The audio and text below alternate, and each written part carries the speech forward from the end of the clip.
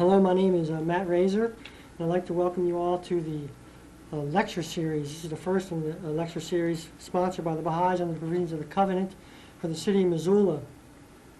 And this lecture series is centered around the theme of the unique age in which we live, and I have titled this lecture series, Millennium 2000, What's All the Hype? Now, we live in the year 1995, 5 years before the century, for the year 2000. And many cultures are anticipating a spiritual and perhaps physical upheaval and renewal of the planet Earth and the human race. In fact, many cultures have written in their sacred text prophecies and stories of this upheaval. And among Christian cultures, this change is often referred to as the Battle of Armageddon. Certain Native American cultures and elders, such as Lee Brown and the Hopis, have called it the third shaking of the earth. The European seer Nostradamus often called it the third shaking of the earth. And in Scandinavian culture, it's called the Battle of Ragnarok. And there are many other titles for this event, for this time period in other cultures, such as Buddhist, Islamic, the Hindu, Zoroastrian cultures. And however, what is born out of these changes is all the same result, and that is that like the phoenix bird that rises from the ashes, that it sets itself on fire, then arises renewed and purified, so too will the earth and humanity arise from the ashes of these cataclysmic ordeals, purified and renewed, thus putting an end to the age of warfare, famine, disease, and hatred, and ushering in a golden era of prosperity and justice and enlightenment. Now, this is something we can all I'm sure we'd all like to see. It's kind of, most people, it's kind of a pipe dream. And social scientists will point out, they'll remind us that there's always an upsurge of these beliefs and ideas at the end of any special particular age or millennium, such as in the late 1890s or 900 AD. And they'll also remind us that as we get closer to the year 2000, that these kind of beliefs and ideas will intensify and their number will grow.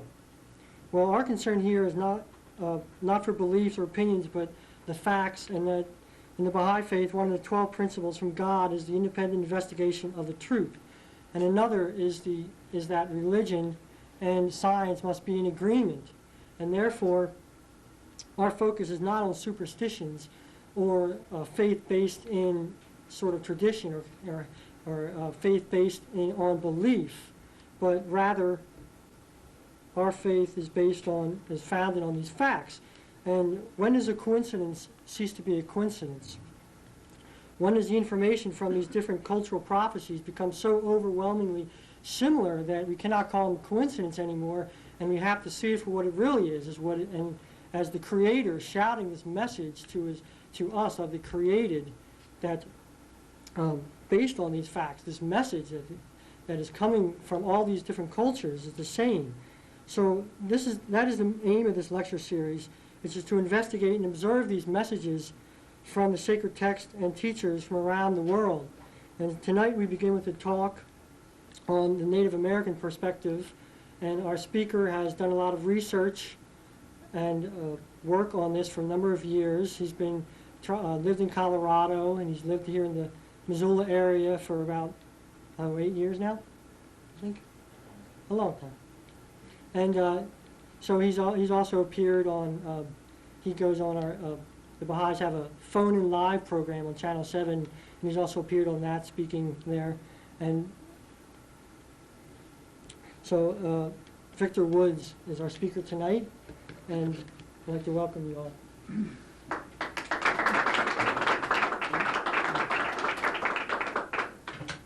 Thanks, Matt.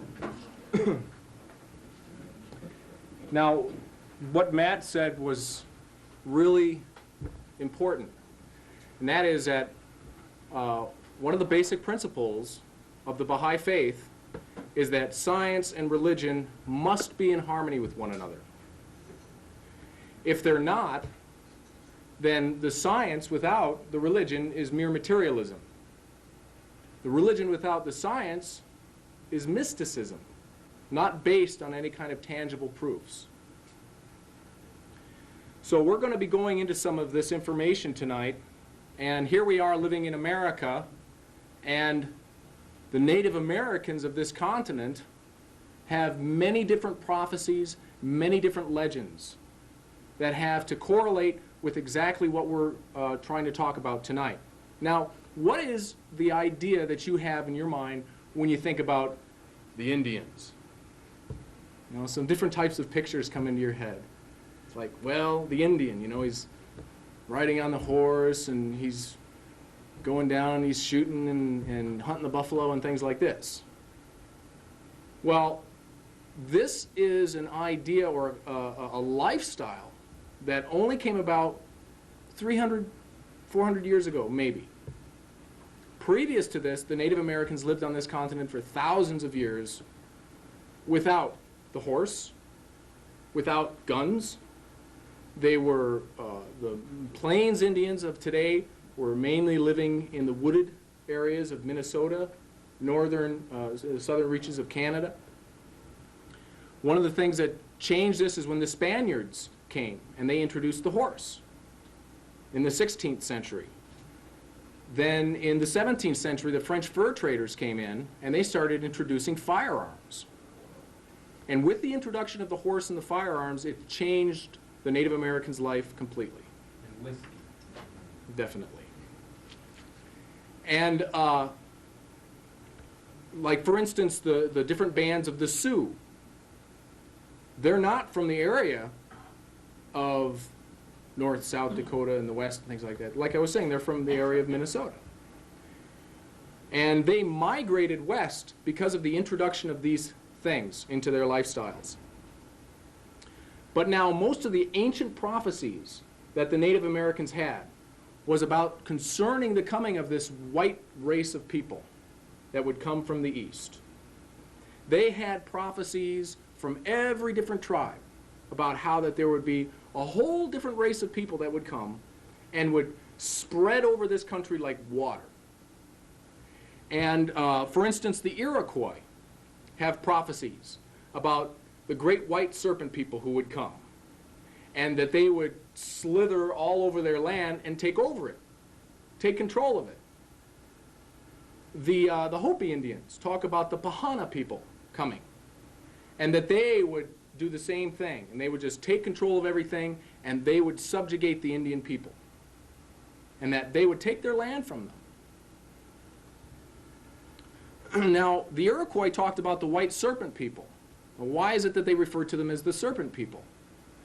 The reason being is that from the beginning of recorded time, the serpent has been a symbol of what? Of the intellect. Why do you have the serpent wrapped around the physician's staff as a symbol for the medical doctor?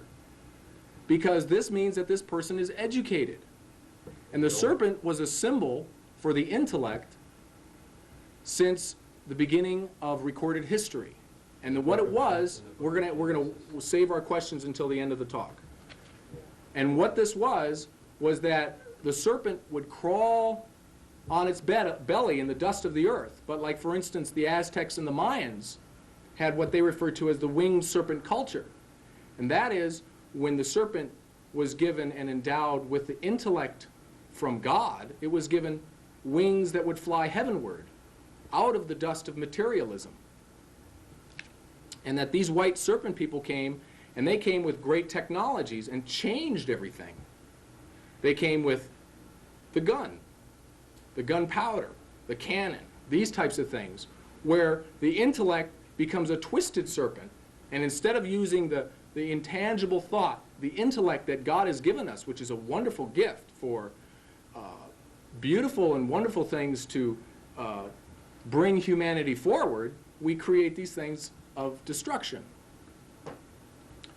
Now, the Indian prophecies also spoke of at the same time that when this started to happen, it would be a sign for them. They had been existing on this continent for thousands of years, but now these white people coming from the east would be a sign to them that there would be a great cleansing or a great purification that would happen. And that these white people would bring this great cleansing, this great purification. And the idea of it was that the Hopi referred to the Bahanas coming, but they said that there would be one person out of this race of people, a white person, and they referred to him as the true Bahana, and that he would bring a great message for the people of the world, and that he would usher in an age of spiritual enlightenment before this great cleansing would take place. But not only the Hopi, but the Sioux, the Lakota, the Dakota, the Oglala, the Rosebud, the different bands of the Sioux also had legends of a white God that would come to them, a messenger, who would bring the message of a one world civilization, and who would bring all the people together in peace and harmony, and who would do away with war and these types of things. They referred to him as the white buffalo. Also Wambali Galeshka, which is the spotted eagle, or the spirit messenger who would come. The Cheyenne referred to him as sweet medicine, an individual who would appear at these end times, when after the white people have come and have completely changed the land to something that they don't even recognize anymore, there would appear one person who would then give this wonderful message. And a great purification would come after this. The Aztec referred to him as Quetzalcoatl. The Mayans referred to him as Cuculcan. The Itzi Indians, Itzamna. So no matter what tribe or what culture it was from, they all had the same type of expectation, but they referred to this person by a different name because they all spoke different dialects and different tongues. Now, why America, though? Well, it's interesting because all of a sudden here we get all these white people coming from the East. Well, why were they coming to America? Well, people say, well, you know, Columbus, he was just out sailing around trying to find the passage to India and all that kind of thing, and he just kind of bumped into it. Oops. Well, that's not what he writes. Christopher Columbus wrote a book, and he called it My Book of Prophecy. And what he said was that he was specifically in search of that great western land that is being talked about by all cultures, that would be the place where the promise would come from. What promise? Well, what he interpreted it as would be the promise of the return of Jesus. There was a book at the same time that Christopher Columbus was alive that was very popular in Europe, and it was called The Voyage of St. Brendan. And St. Brendan was an Irish monk in around 600 AD, and he wrote a book. And this book also borrowed maps from what another author by Charles Hapgood. He wrote a book called Maps of the Ancient Sea Kings, and the Piraeus map was a map of these ancient peoples showing where North America was. They had detailed maps of America. St. Brendan drew this map in this book, and he said that he had had a vision of a maiden who came to him and told him of a great land in this western sea that was divided by a great river, and that in this land, this is where Jesus would return to. So St. Brendan wrote this book. National Geographic did a whole article about this. He made a big leather boat, and he sailed across, from Ireland and came over to the United States. And National Geographic did this story on this. Columbus was in search of the return of Jesus and the New Jerusalem. And this is how he got Queen Isabella of Spain to finance his trip. He said, well, as you see here in the book of Revelation, it says that the New Jerusalem, its streets are all going to be paved with gold. And you get me to go over there and find it, and it'll be Spain's. we'll have all that gold. She said, oh, okay. Plus, the return of Jesus. I don't know if they could put a Spanish flag on them or whatever, but, that's kind of what they were wanting to do. So she financed Columbus to come over here. But he was in search of the return of Jesus and the New Jerusalem. Also, in the Scandinavian legends, there are evidences of how the Scandinavian peoples came over here. And there's a book that's a very interesting book. It's by a man named Barry Fell, and it's called America BC. And he shows through all the different types of scientific and archaeological evidences that there were ancient peoples who came to this country. Phoenicians, Egyptians, the Celts, Scandinavian peoples. And they came here because they were in search of the fulfillment of their legends. In the Scandinavian legends, they had a legend of Asgard, which is a great land in the Western Sea. And in Asgard, you would be able to find their promised Valhalla. And Heimdall, which is the establisher of Valhalla. And that he would come to this country and that a whole new world would blossom forth from it. It would be the promise of all peoples of the world. Now, where did this came from for the Scandinavians? Well, the Scandinavian peoples trace their lineage, literally, in genealogical form, through the kings of Denmark. They trace their lineage all the way back to the tribe of Dan. And the tribe of Dan was one of the 12 tribes of Israel. There were 10 tribes that were taken into captivity and lost to assimilation. You've heard of the 10 lost tribes. Well, one of these was the tribe of Dan. And it says in Genesis, in the 49th chapter, it says that the tribe of Dan is a serpent's tail, and wherever it goes, it leaves its mark. So if you follow the northern part of Israel up into this area, you can see all of these areas that are named Del and Din, and the Danube, and it goes all the way up to Dan's Mark, or Denmark. And they literally trace their genealogy all the way back to the tribe of Dan. They also went to Ireland. And there's areas in Ireland all over that have this name in it. Din, Dan, or Dun. And this, they were symbolized by the serpent. And here you have then again the legend of St. Patrick. And how that St. Patrick, what does he do? What does he become famous for? He drives all the serpents out of Ireland. Because they had the knowledge of the one true invisible God,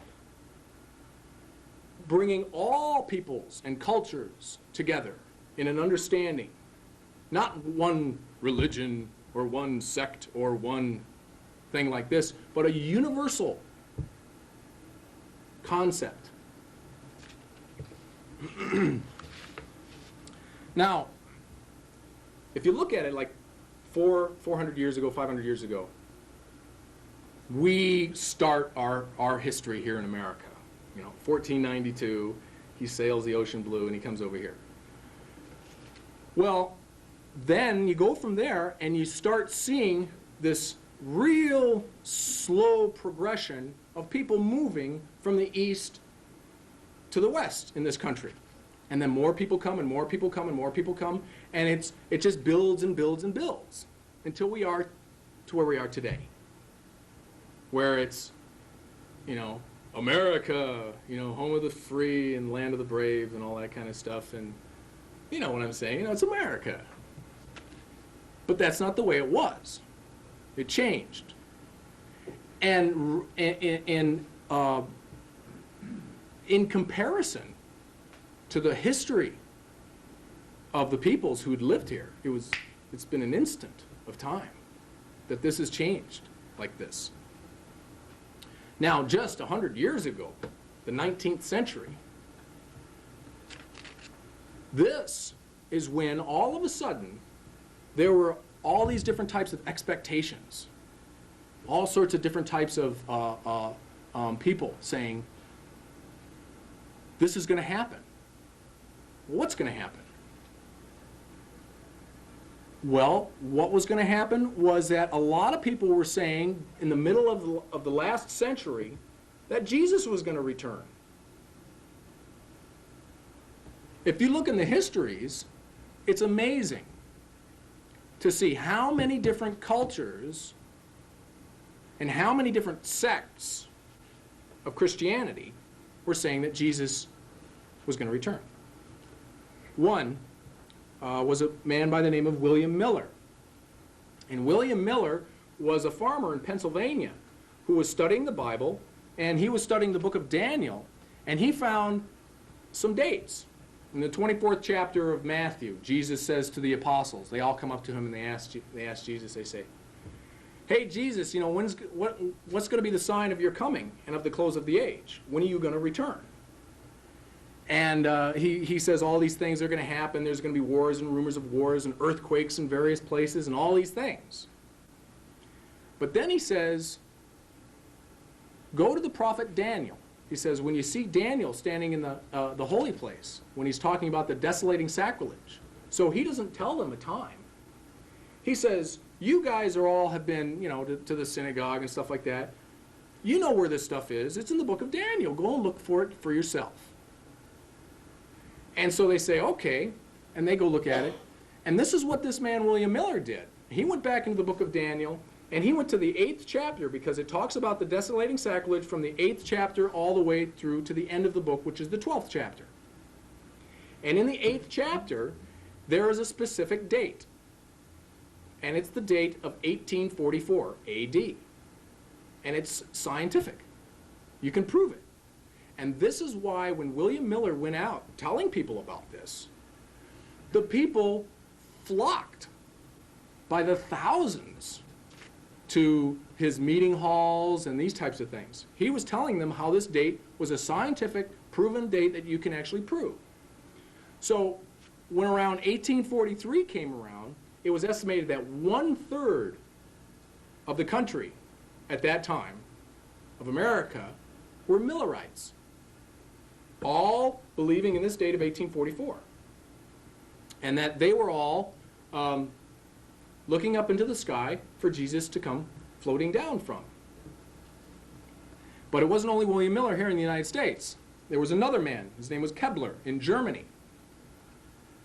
And he came up with the exact same date of 1844.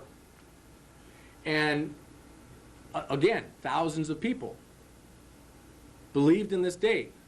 And they actually moved from Germany and went to Mount Carmel in Israel, in Haifa, Israel, and set up shop there, waiting for Jesus. Another man named Wolf in Asia came up with the same date of 1844. None of these people knew each other. They were on different parts of the world, but yet they all came up with the same date, saying this is when Jesus is going to return. Joseph Smith in 1844 had the white horse prophecy that Jesus would be in the United States and that he would establish the kingdom of God from the Rocky Mountains.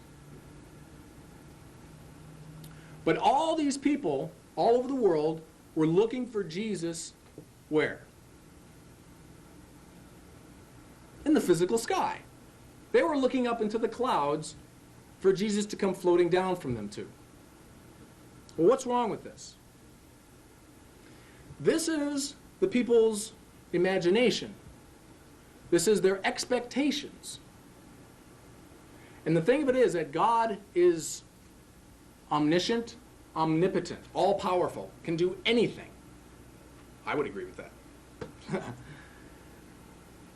But I say that there's one thing that God can't do. And that's fulfill everyone's imagination. What is fulfilled is prophecy. Prophecy is the thing that is fulfilled. And how do we know this? All we have to do is look back. If we check into a motel or a hotel and just open up the little desk there and find one of these, the Bible. And the whole New Testament, it opens up with proving the first chapters of the New Testament open up with proving how Jesus fulfills prophecy. Jesus did this and he fulfilled prophecy from this prophet back then at this time. But what was the thing that the clergy, the Pharisees, the scribes, the Sadducees, what was their beef with Jesus? Well, one of the things that's recorded, it says that the apostles, they come up to Jesus and they say, hey, Jesus, you know, how is it that you say that you're this Messiah, but the scribes and the Pharisees, they say that Elijah must come first? Well, who's Elijah? Well, Elijah was a prophet who lived 900 years previously in the Negev desert, dressed in a camel's hair coat, eating of locusts and honey, and calling for the people to repent and make straight the path of the Lord. And it says in the second book of Kings, in the second chapter, that Elijah was taken up into heaven on a flaming chariot in a whirlwind.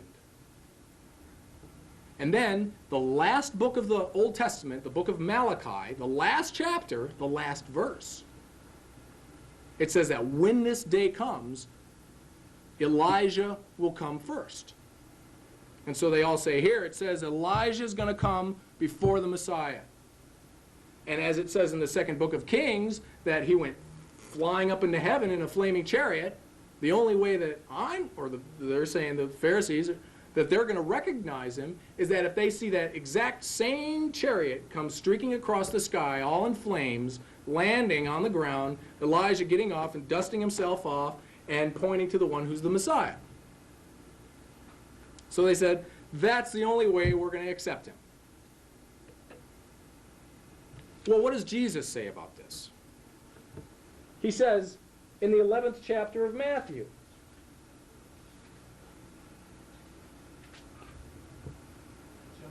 he says, truly I say to you, among those born of women there has risen no one greater than John the Baptist. And if you are willing to accept it, he is Elijah who is to come. They say, John? Well, he's your cousin. You know, you kids, you know, you grew up together and everything like this. What is this, some kind of family conspiracy or whatever? John? So they went to John and they asked John. They said, John, are you Elijah? And John says, no. And they go, what? What's going on here? Who's lying? Is somebody lying?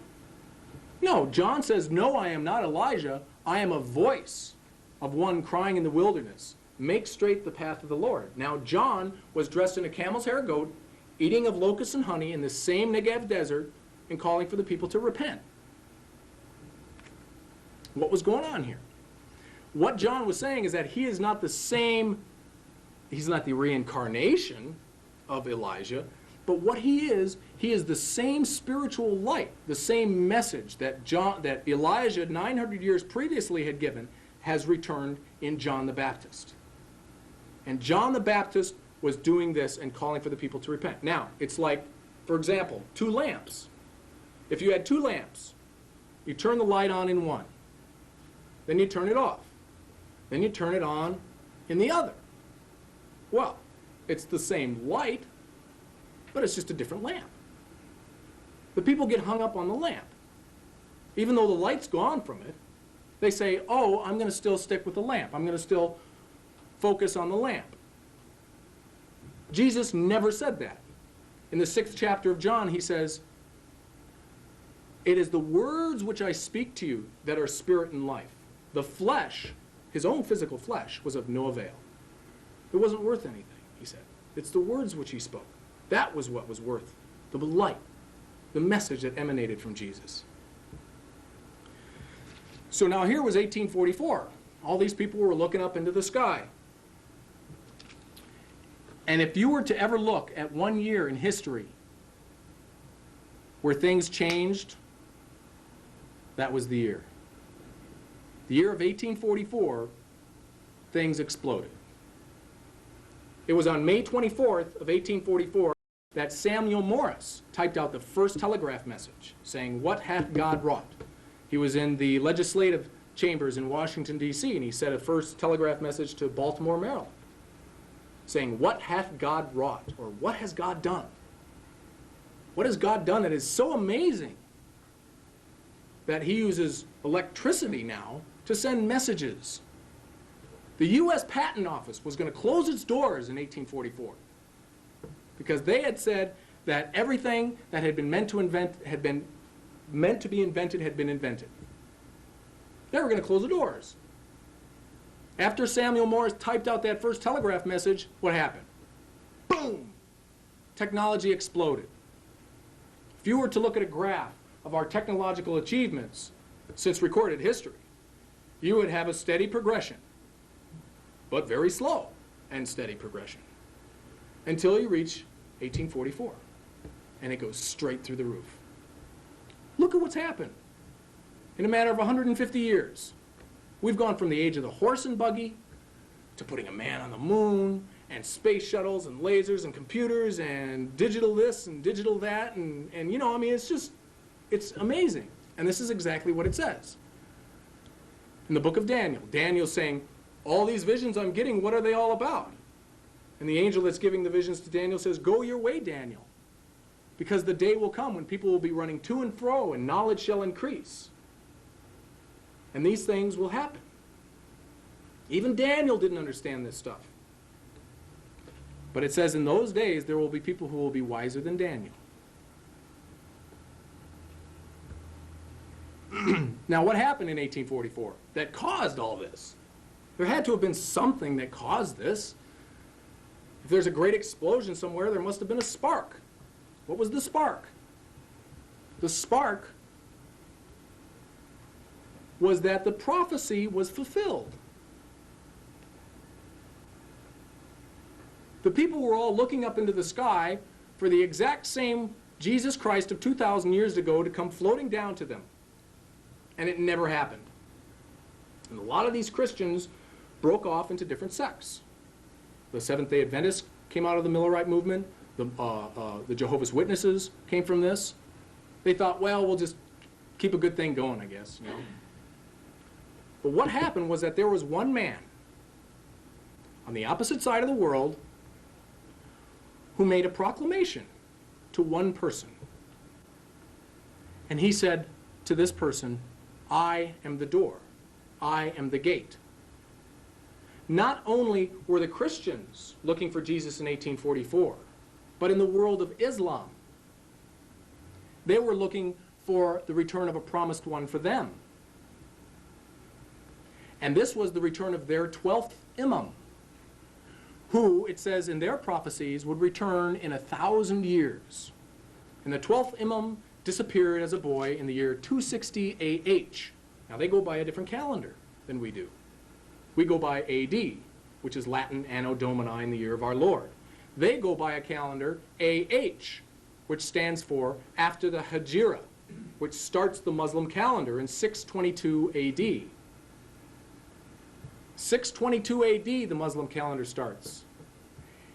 And the 12th Imam disappeared in 260 years after that calendar started. And it says that in 1,000 years, this 12th Imam would return. Well, there were thousands of people in Islam looking for this promised one. And the year 1260, which is 1,000 plus 260, 1260 corresponds with the year 1844. In 1844, when all the Christians over here were looking for Jesus, over in Islam, they were all looking for the promised return of their 12th Imam. Now, what the Baha'is believe is that all of these different prophets who have come are like teachers in the grades of school. Like when you're in first grade, you have your first grade teacher, and your first grade teacher gives you first grade knowledge. And you learn that much for a year, and then at the end of the year, you go, okay, well, you're going to go down the hall at the beginning of next year and see Mrs. Davis for second grade. She's going to give you a little bit more knowledge. This is exactly what the prophets say. Jesus says, I have many things yet to tell you, but you cannot bear to hear them now. But he who is the Spirit of truth, who will come after me, Jesus refers to individuals who will come after himself. And he refers to them as he, individuals. There have been 9 great teachers in the last 6,000 years of our world's history. The first being the one who was like the kindergarten teacher for the world of humanity. Whereas 6,000 years ago, previous to this time, and this is documented archaeologically, scientifically, of how that the people had no form of civilization. They had no forms of writing. They had no forms of order. They had no science whatsoever. But then all of a sudden, and you can look at this for yourself, science and technology and writing and everything just appear.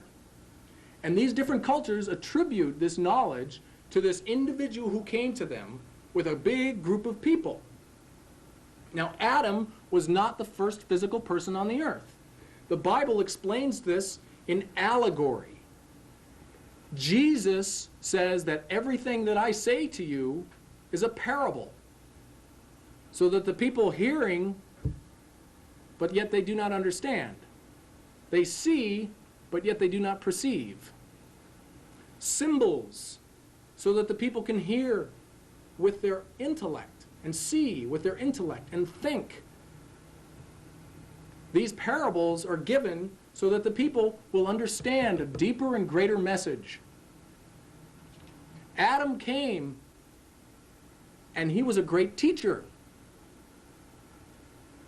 And he gave the people the first and basic building blocks of civilization.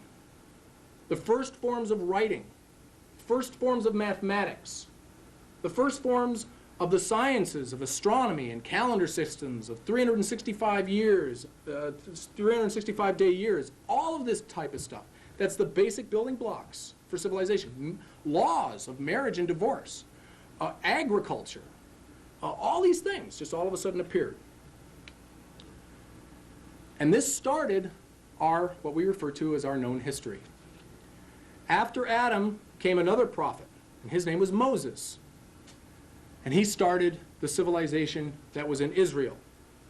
After Moses came Krishna, that came to the people of the Indus River Valley in India, that Adam had also come to, and started civilization there.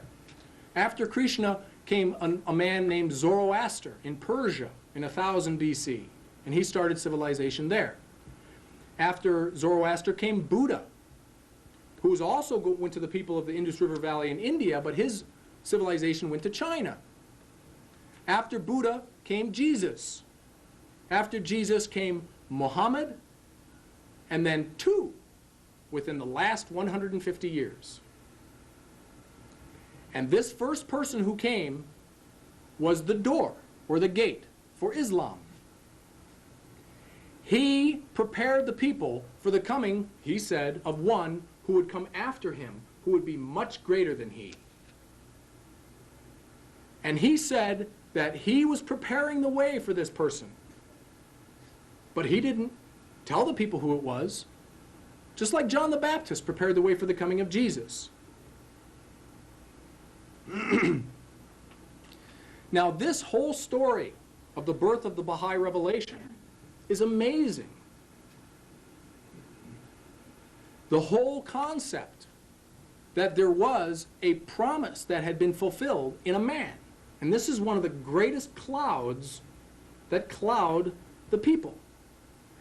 When they see an individual like yourself, the beating heart and eyes and hair, and they have to do everything that you have to do, and they eat and sleep, but yet they say they're one of these promised ones. This is one of the greatest clouds for the people in recognizing these promised ones. Why is it that when Jesus was around walking the face of the earth, there were only 12 people who believed in him wholeheartedly? And even of those 12, they all fell away from him when he was arrested and taken away to be crucified. Why? Because these people come as men, as people, as human beings. And the people want something bigger and better. They want them to float fly, whatever. You know, they want to do all these different miracles.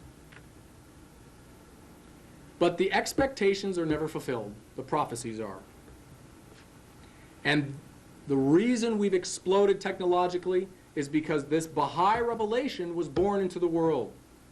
And what this is all about is that this person, the door, who he referred to himself as the Bab, B-A-B, not B-O-B, and in the language of the Middle East, they don't speak English. They speak Arabic, Assyriac, Aramaic, these languages. And this word is always the same in all of the languages. Bab means door or gate.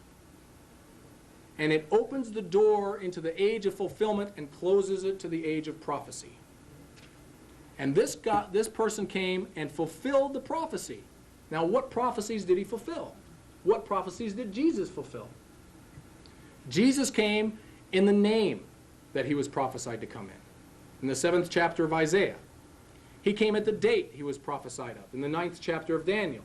He came at the place. And he came doing the thing that he was to do, the mission. Name, date, address, and mission.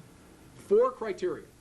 And with those 4 criteria, you can pinpoint anybody in any age of time. Say, for instance, you have a business card. Say, for instance, you're in Hong Kong or someplace like this, and you've got a horrible toothache. And you want a dentist, but you're flying into Missoula, Montana, but you don't know anybody here. And this guy, a friend of ours, he says, here's this business card of a dentist I know. And he goes, well, where's this guy? Wait a minute, I gotta go catch my flight. And that's it. That's all you've got is this business card. And on the business card is where the dentist's office is. Say it's on Stevens Avenue, 328 Stevens Avenue. The person's name, David Jablonski, DDS, shows that he's a dentist on that card. And his business hours, 9 to 5, Monday through Friday. Well, you fly in to Missoula, you get a cab, and you say to the cabbie, here, take me to this address, 328 Stevens Avenue. He goes, okay, drives you over there. It's about 2 o'clock on a Tuesday afternoon, right at the time when it says on this business card that this person's going to be there. You walk into the office, there's diplomas and things around. This guy comes out in a white coat, he's got a little name tag on, says David Jablonski, DDS.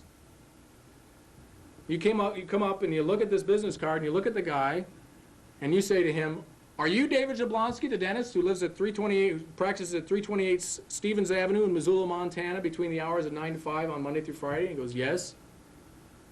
Are you going to call that guy a liar? You liar! No, of course not. He fulfills all 4 parts of those criteria. And there's only one person in all history that could ever fulfill all 4 parts of those criteria. And that's exactly what Jesus did. He came in the name. He came at the date. He came at the place. And he came doing the mission he was prophesied to do. And this other person that I'm talking about, he also was prophesied by name, by date, by address, and by mission. Fulfilling these prophecies. He opened the door of fulfillment and said that he was preparing the way for the coming of one who was greater than he. And this is the second coming of Christ. The second coming of Christ has already happened.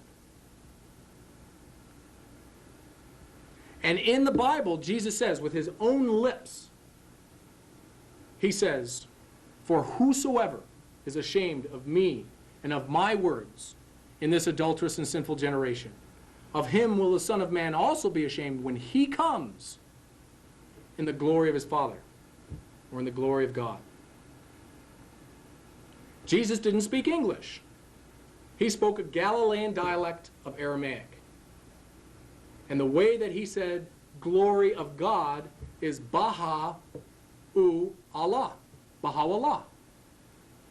Those are the words that came from Jesus' lips. He said, Baha'u'llah is going to come in the future.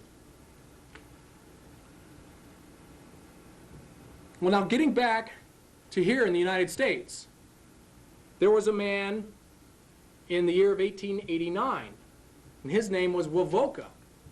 And he came from Nevada, and he was a Paiute Indian.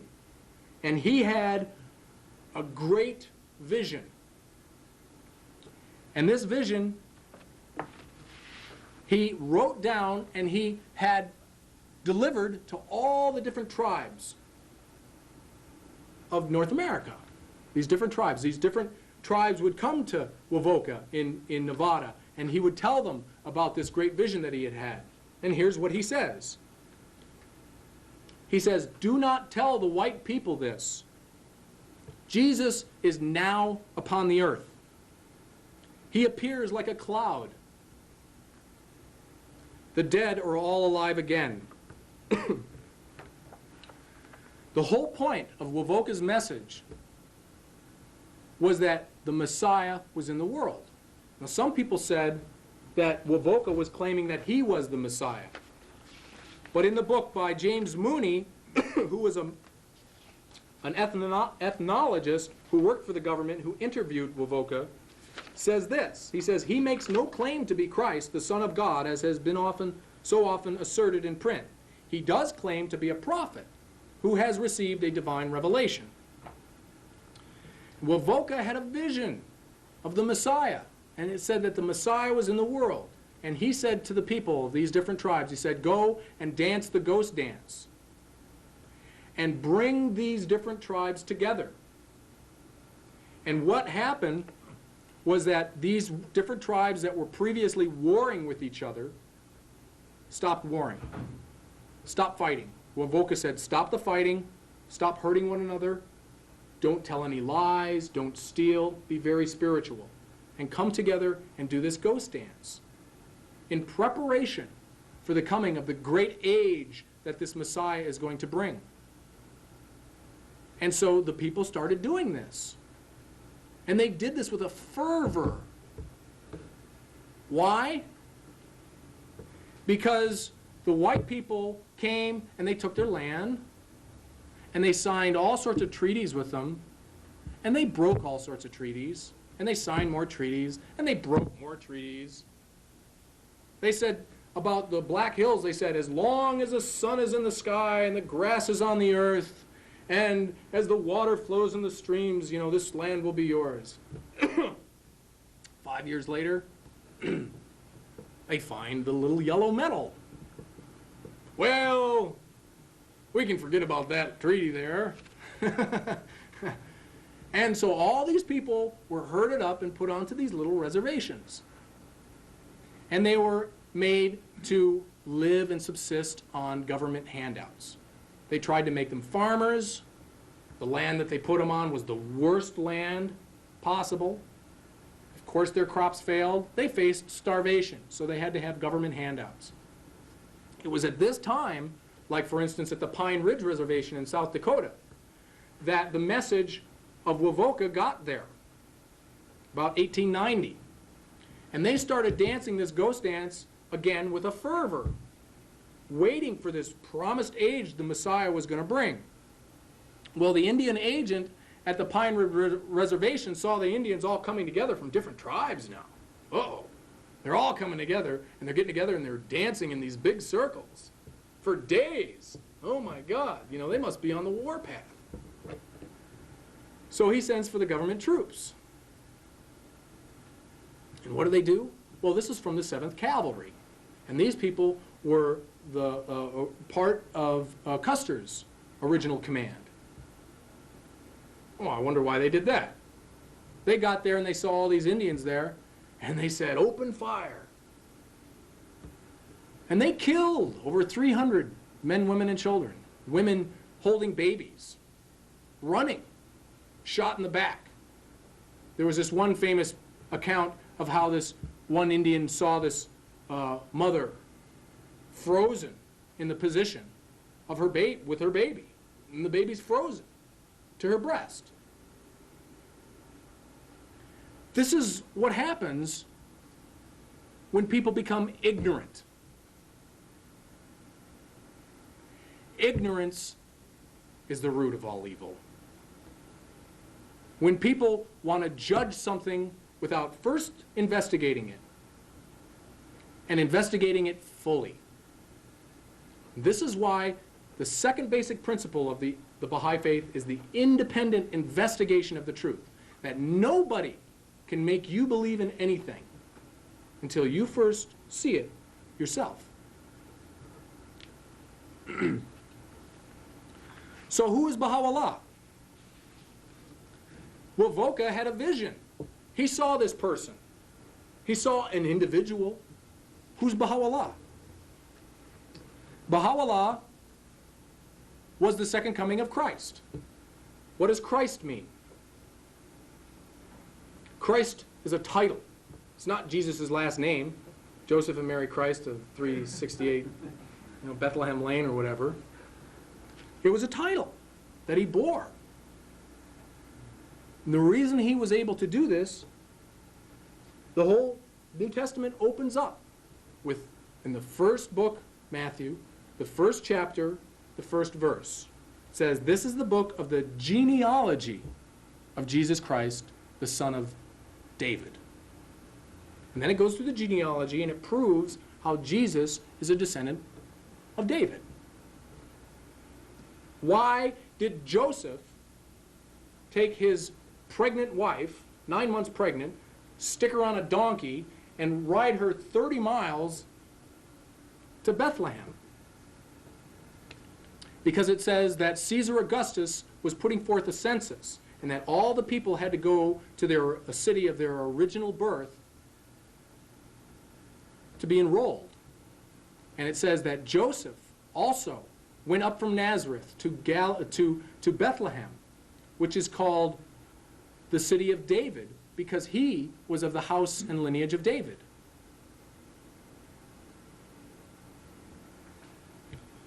Jesus' lineage is a male lineal descendancy. Jesus was a descendant of King David. If he was not a descendant of David, he was not the Christ. He must be a descendant of King David through the male line, or he cannot be the Christ. It's as simple as that. Baha'u'llah is a descendant of David. His father sat on the throne of David. His father's father sat on the throne of David, in an unbroken chain of father-to-son descendants all the way back to King David himself. And we have a genealogy that proves this, just like the New Testament has a genealogy that proves that Jesus was a descendant of David. But Jesus did not sit upon the throne of David. This is why Jesus says, "My kingdom is not of this world." But he prophesies of the one who will come in the future, who will deliver this kingdom. And he refers to him as the glory of God. Baha'u'llah is seated on the throne of David. He makes this proclamation to the world. Baha'u'llah was thrown into prison because of this proclamation, because of these things that he was saying. He was thrown into a dungeon in Tehran. He was exiled to Baghdad. He was then exiled from there to Constantinople, to Adrianople. Finally, in chains all the way, landing in the prison city of Akka at the foot of Mount Carmel in Haifa, Israel. Totally and completely against his will. In these prisons, Baha'u'llah wrote over 20,000 different books and tablets outlining an entire world civilization. He wrote to all the kings and leaders of the world. He wrote to Napoleon. He wrote to the Pope. He wrote to President Grant. He wrote to Queen Victoria, saying that the Messiah is here. The king seated on the throne of David is here. And this is why our world has changed so drastically and dramatically.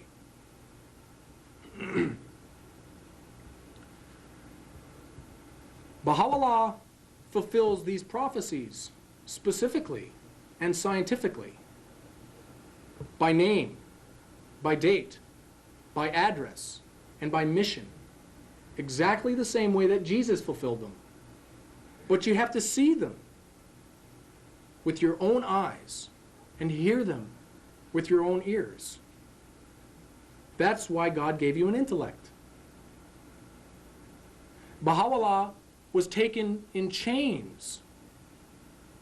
Chains that were over 100 pounds. They bent his back permanently. He became a cripple.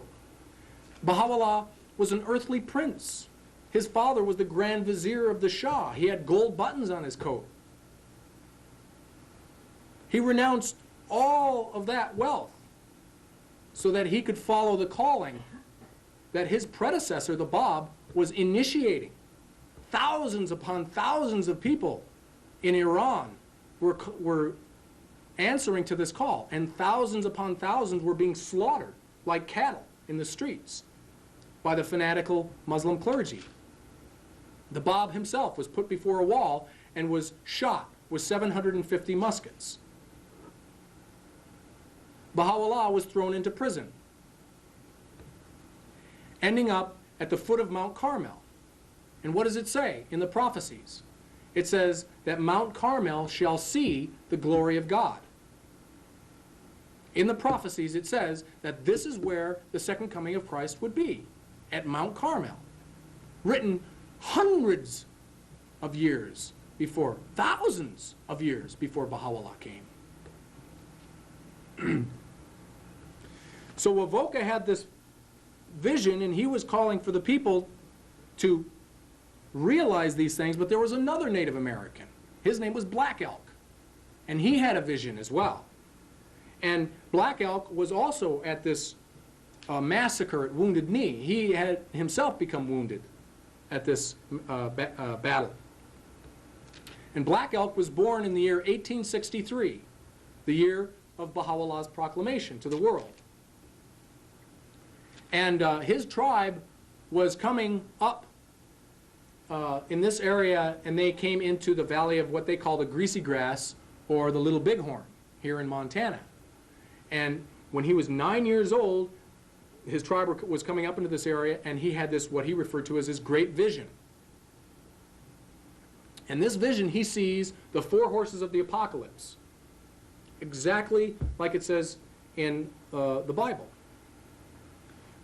He sees the great sacred hoop of nations being implemented in the world, and all the peoples of the world becoming a part of this.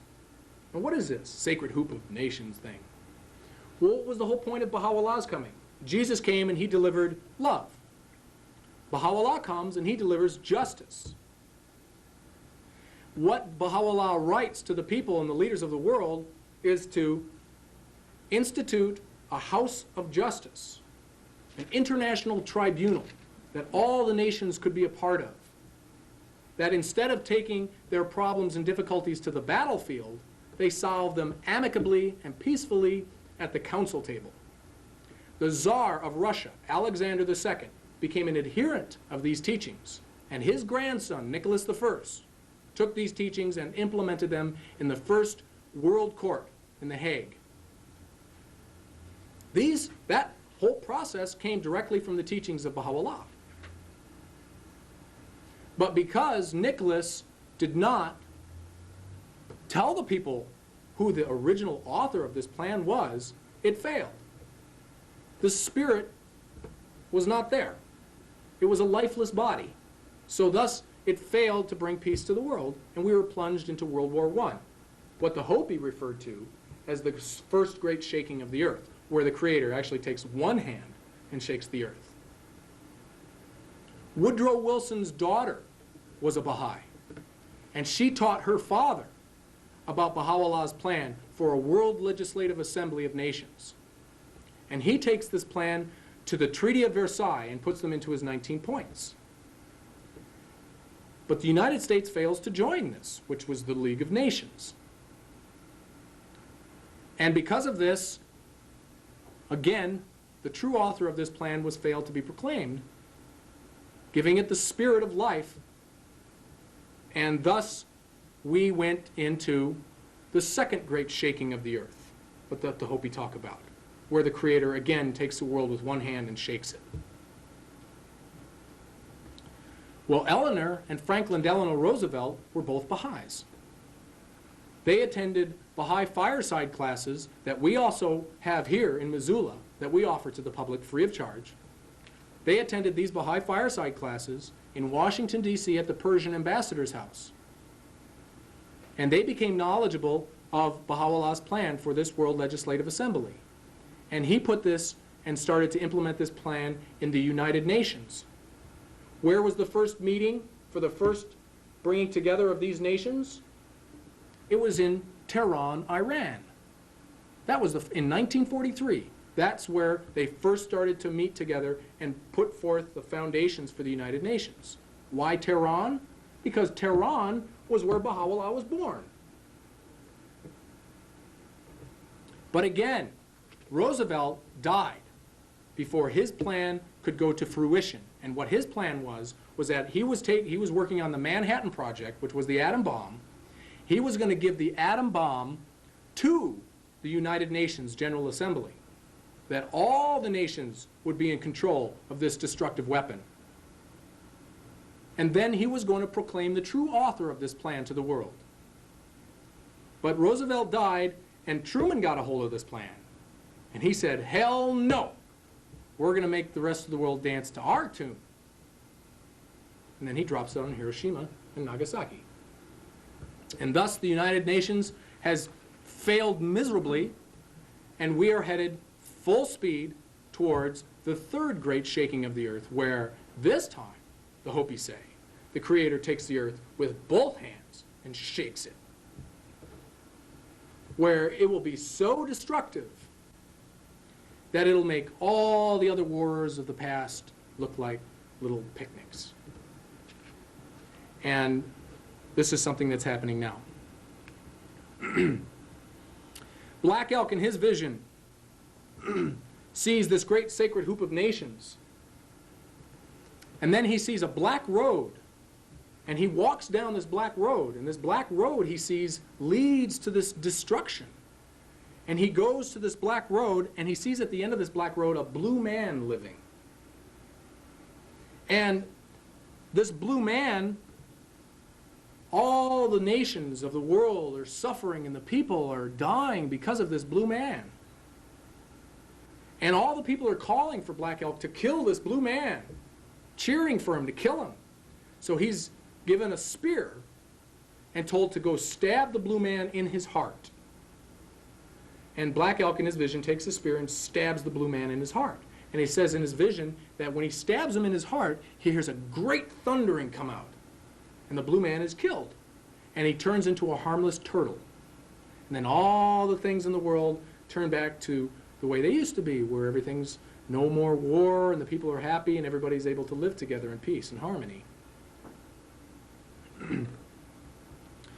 Well, this blue man, he says, lives at an area where 3 rivers come together and pour into the great mighty waters.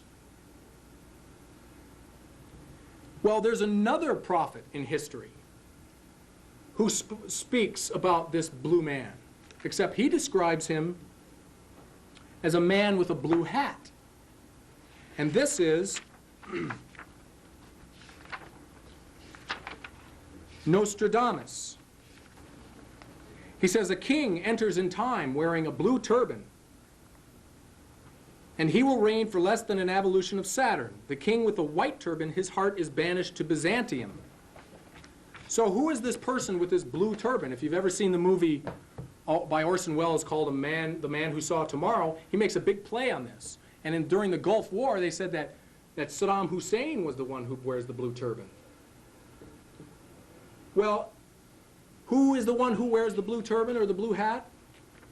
Or was this blue man who's causing all this pain and suffering in the world? Well, if you ever look on the news programs on TV, you see these people everywhere, all running around with blue hats, blue turbans, blue berets, blue helmets. The United Nations troops. It says, the white turban king, heart banished to Byzantium. Well, what's Byzantium? This is the original Byzantine Empire. And here's where Bosnia is. It's exactly where Byzantium is.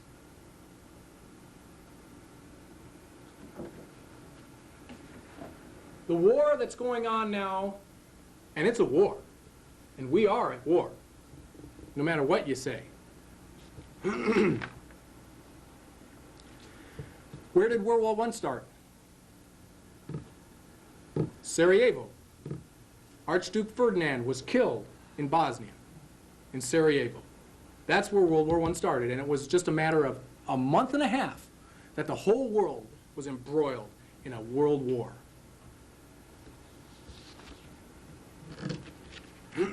Now he says, Nostradamus says, and also Black Elk says, that this blue man will be destroyed at where the three rivers come together and pour into a great water.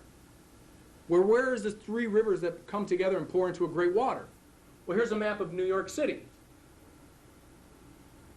You have the East River, you have the Hudson River, and you have the Hackensack that pours into the New York Bay. There's 1, 2, 3. He has a vision of this area where the blue man lives, and the United Nations building is right in the middle of it. The headquarters of the United Nations. The heart of the United Nations.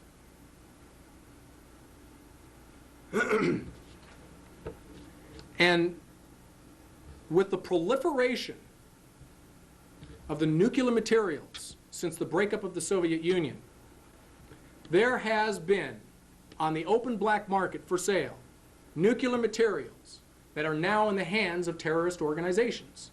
They've already targeted the United Nations building. They've already targeted it. They've tried blowing up the World Trade Towers, but they used conventional weapons. This time, they're not going to use conventional weapons. The United Nations has been exporting a double standard against the Muslim people all over the world. And these different Muslim terrorist organizations like Hezbollah and Hamas, Iraq, has this material. Here's an article that says that nuclear terrorism just got easier, where it is a known fact now that Russia has developed a bomb,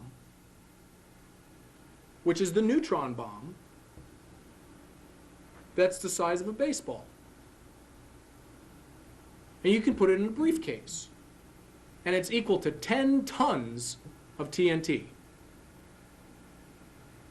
And this is exactly what it says, what Nostradamus says. He says, "Garden of the world, near the new city, in the way of the man-made mountains." The new city. And he says, man-made mountains. And in other translations, it's hollow mountains.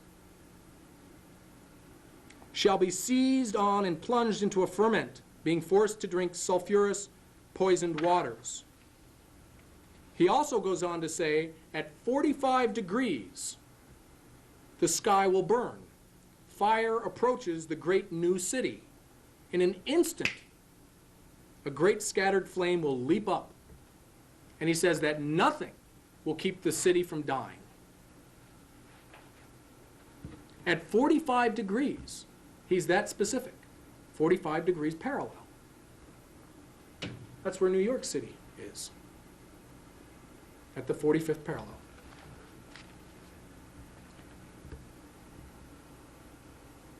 The reason this is going to happen, the reason this third great shaking of the earth is going to take place, the reason New York City is going to be destroyed, along with the United Nations building, is because this plan that Baha'u'llah had brought has been denied, has been rejected, and the people continue to follow their own imaginations and their own concepts of how things are supposed to happen. The reality of this threat is real. And just within the last week, it has become even more real. Listen to the BBC. Don't listen to Dan Rather or Tom Brokaw.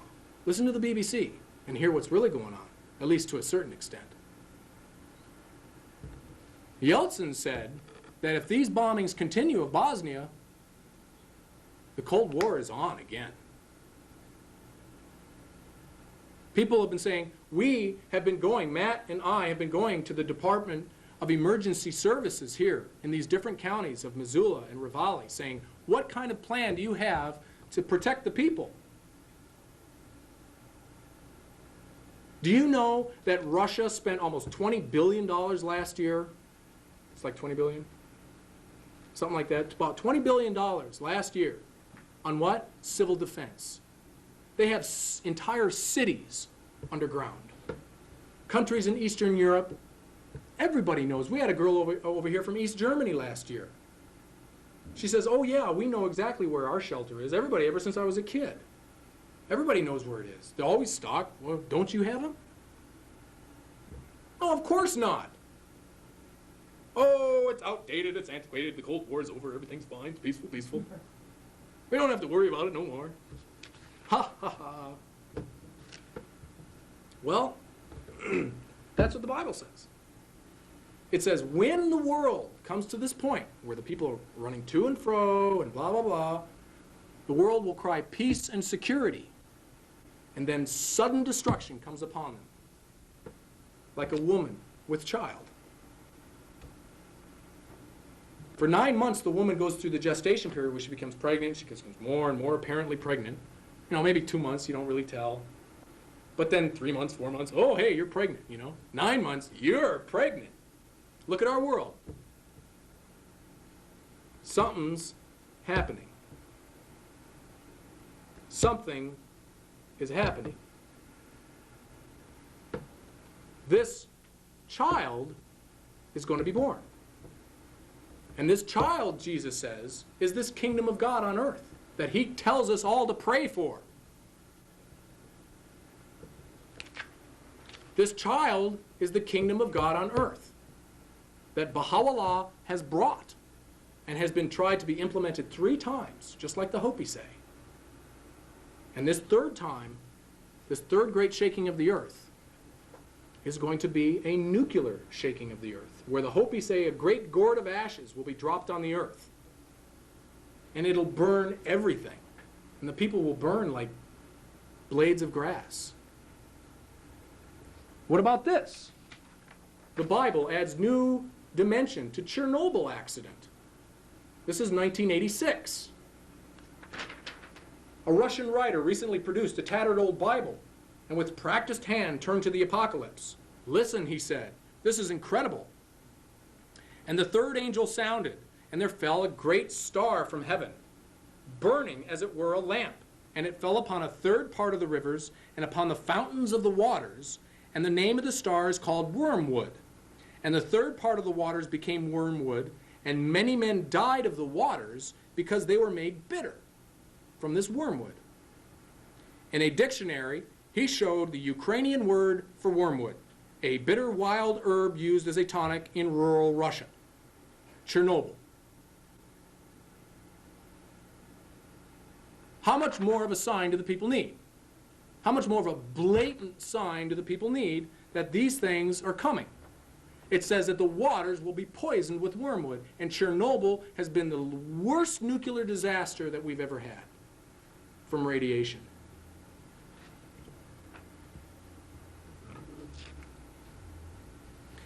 Black Elk in his vision says he sees and he hears this winds of war coming down this black road, like wild beasts fighting.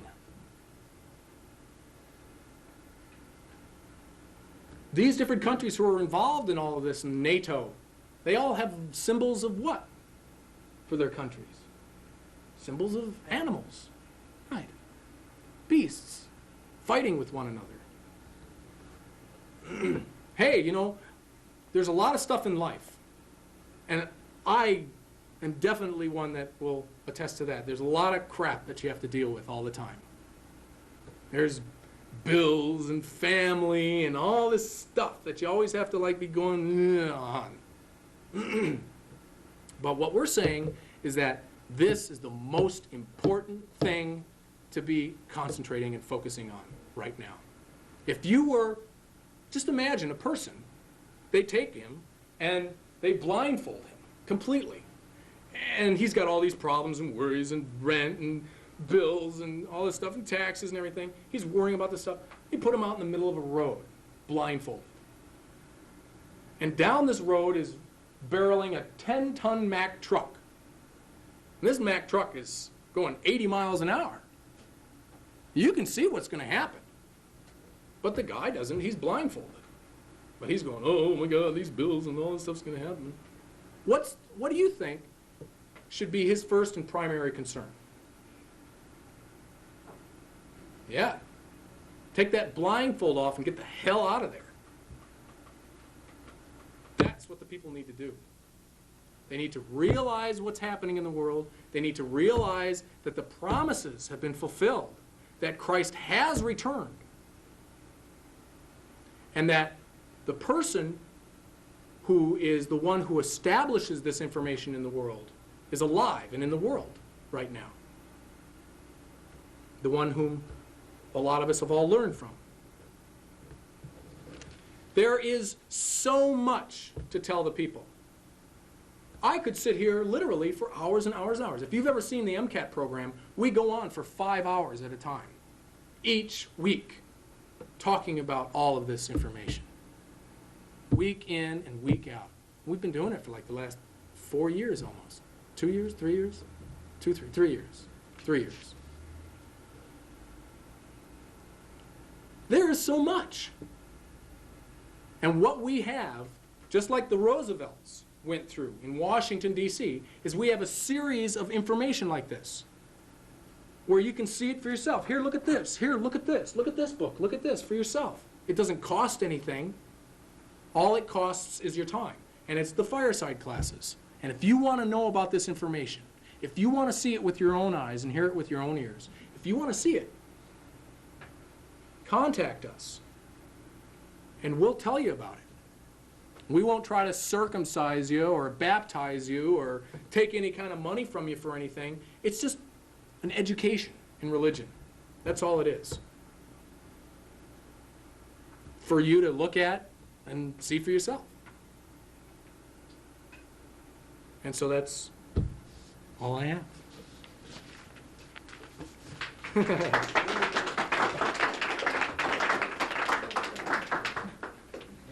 Well, at the end of each of our talks, we always allow a question and answer period. And of course, we know that many people might have a lot of questions, so we strongly encourage investigation, independent investigation. So if you have any questions, you can ask Victor at this time what they may be. And also, my lovely wife here is going to, she has a guest book in case you want upcoming information on the next lecture that we're going to give. And what we'll do is we'll do another segment, another part of this information.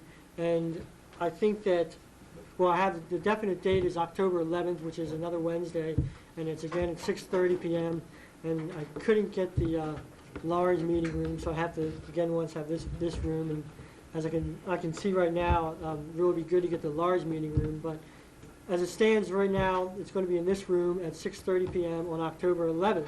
And if you put your name down on that guest book, we can send you like a pamphlet or like a flyer that'll give this information. Now, if you have any questions, just feel free to you can ask Victor now. If not, that's okay too. Kurt? Yeah. It's so confusing with Bosnia. There's so much history there. What is the war over? Well, I mean, if you look back on it, what's been the thing that's been the atrocities? It's been the ethnic cleansing. The Christian Serbs. Okay, what are we talking? What year now? How far back? Well, it's been going well. I mean, the Ottoman Empire, you know, lasted for like over 700 years, and they had control of this area. And so the people who were under the rule of the Ottoman Empire, which were a lot of the Christians, you know, still have a lot of built-up resentment from that. And so they have this resentment that they want to get the Muslims out of that area. They don't want any kind of fundamental Muslim state coming up into the area of Europe. They want to keep Islam down into the desert, you know, where the towel heads are. You know, keep them down there, on the camels and stuff like that.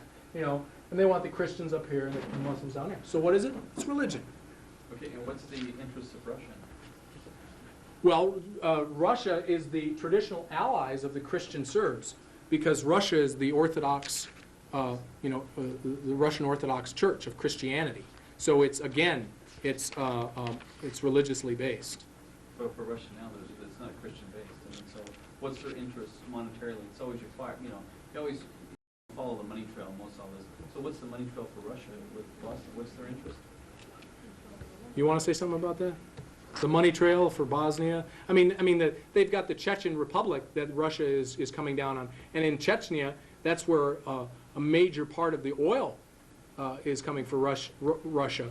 And for Bosnia and that area, they have a lot of areas that they might be able to get into some of the warm water ports of the Mediterranean, things like that, for the Serbs. But what they always say is that they're the traditional allies of Russia, and have been for the last over 150 years, and a lot of the people who are, in the Duma, in Moscow and things like that, they're a lot of the military hardliners who are of the old school of thought that, we need to protect, our allies, where they had the Warsaw Pact, of the East, and NATO was to protect Europe from any kind of military invasion of the Soviet Union.